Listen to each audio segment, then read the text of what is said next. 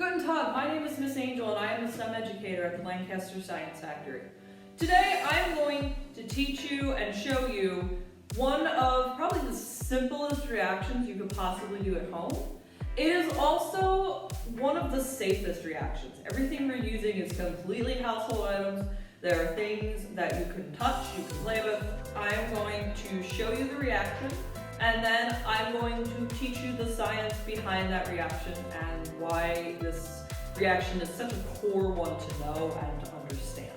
For safety reasons, I have my long hair tied back, and while I do the reaction, I will be wearing my goggles, even though I'll be right behind me, and I will be wearing my goggles. All right, let's do this. So, how many of you are familiar with bath bombs? Well, I can't see your hands, so I'm just going to assume that at least some of you are. The bath bomb is based off of this type of chemistry. The key ingredient to a bath bomb is this.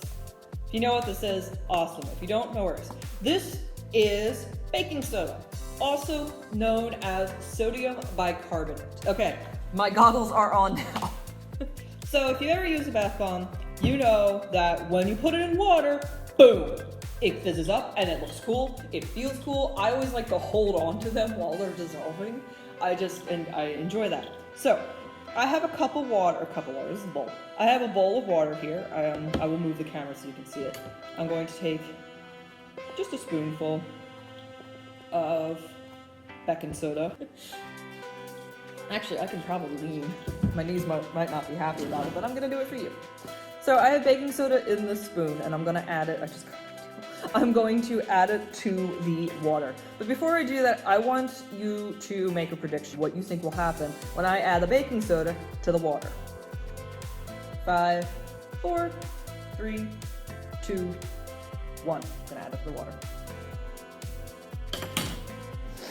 Use the other side to give it some agitation. Oh my. Oh my. Wow. I added the baking soda to the water and it has done nothing. So I added the baking soda to the water, but nothing happened. Does that make sense? Does that make any sense at all? I thought when you added a bath bomb to water, it immediately started to fizz. Even not so high quality bath bombs will start to fizz when they hit the water, right? Right? Okay, so I have another spoonful of baking soda, and I have another liquid in this little bowl. I don't know if you can see the liquid, but I promise you there is a liquid in this bowl. I'm not going to tell you what the liquid is in this bowl. It is a clear liquid. It does have a smell. I want you to try to make another prediction. I want you to guess. I want you to hypothesize what you think this liquid is. Again, it is a clear liquid, but it does have a smell, so it is not water. I know you can't smell it. I know you can't waft it into your own nostrils and smell what it is, but I promise you it is not water. Take the baking soda and, oh, I did it by accident. You might be able to hear it. If I do that, I'm still learning cameras. Look at that. It is fizzing like mad now. It's fizzing like crazy, but then we got the water back. Nothing is happening. On a side note, I'm going to keep adding baking soda to this because that's going to teach something else. See, it's still fizzing. Still fizzing when I add more and more baking soda. Wow, this camera is so... You can see what has bubbled out of it even.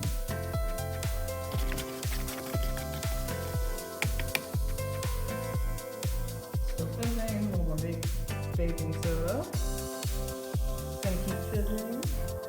Notice that it's fizzing for a shorter amount of time now.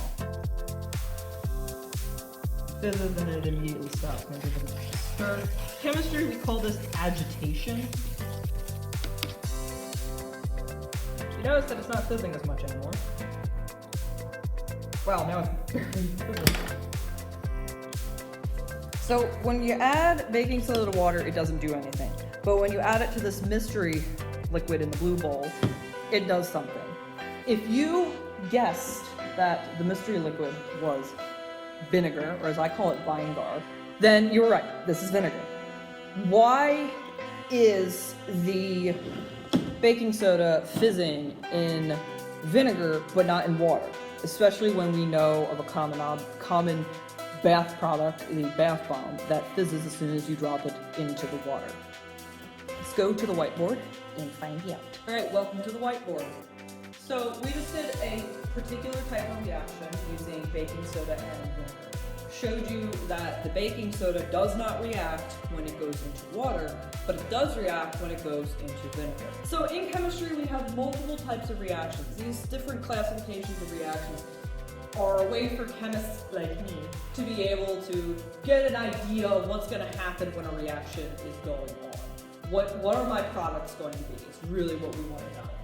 The types of reactions are a synthesis reaction, a decomposition reaction, a single displacement, a double displacement, an oxidation reduction, then there's the combustion reaction. Everybody likes this one because it blows things up. And then we have the acid-base reaction. I have this one blocked out because that's the type of reaction we're dealing with. We are dealing with an acid-base reaction.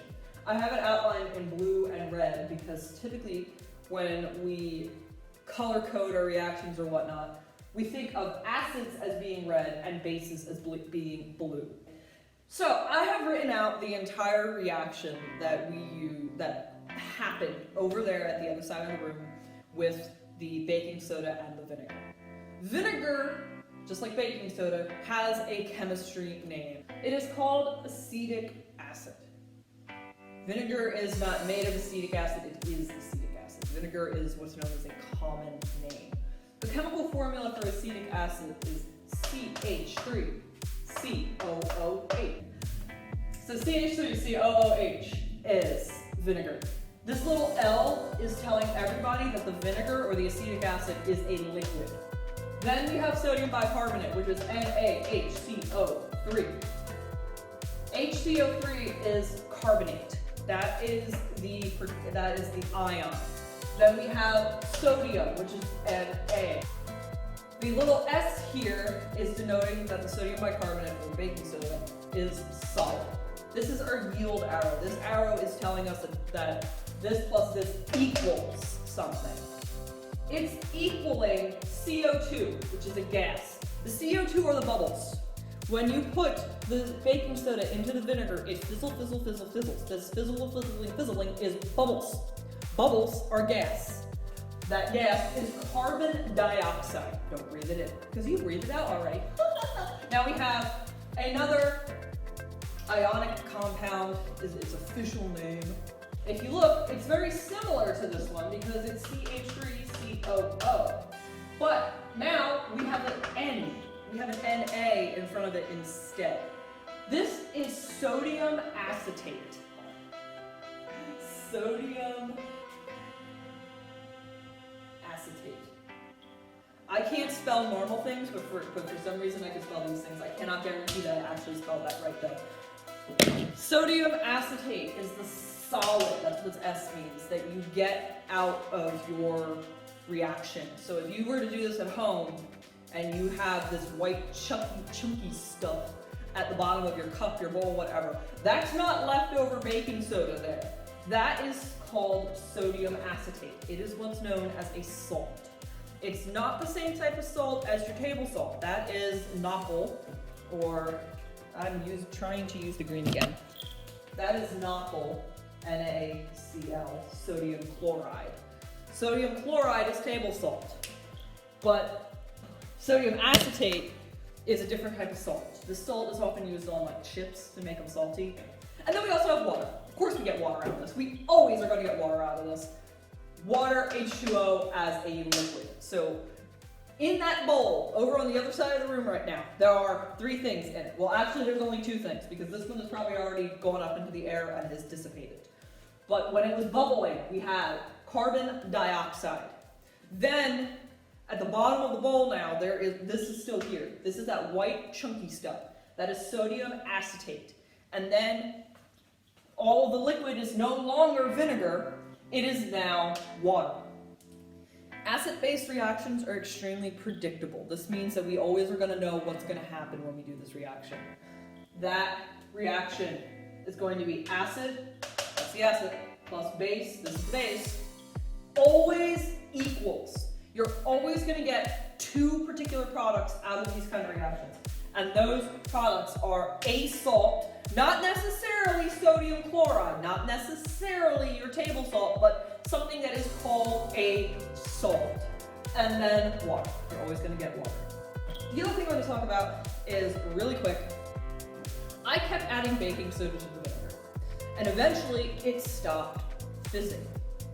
I kept adding this to the bowl. I kept adding sodium bicarbonate to the vinegar. But what happened was I ran out of vinegar. I kept adding baking soda, but I ran out of vinegar. There's no more vinegar in that bowl now. It stopped fizzing. That's how we know there's no more vinegar. So now that bowl actually does have some sodium bicarb in it because it's unreacted. It's just sitting in there chilling. Because the liquid that is in that bowl now is water. Water does it, and we saw water did not react with sodium bicarb. So the last thing I want to talk about is bath bombs. A bath bomb is sodium bicarbonate, but it doesn't have vinegar in it.